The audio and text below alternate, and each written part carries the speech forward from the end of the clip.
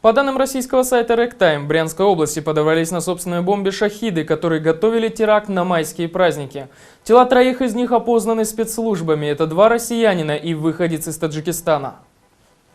В машине, в которой передвигались террористы, сдетонировало взрывное устройство. Обе машины найдены сгоревшими в лесном массиве. В них находилось 6 человек, как минимум 3 тела опознаны спецслужбами. Причиной взрыва, как утверждается в статье, стало самодельное оболочечное взрывное устройство, начиненное гайками и болтами.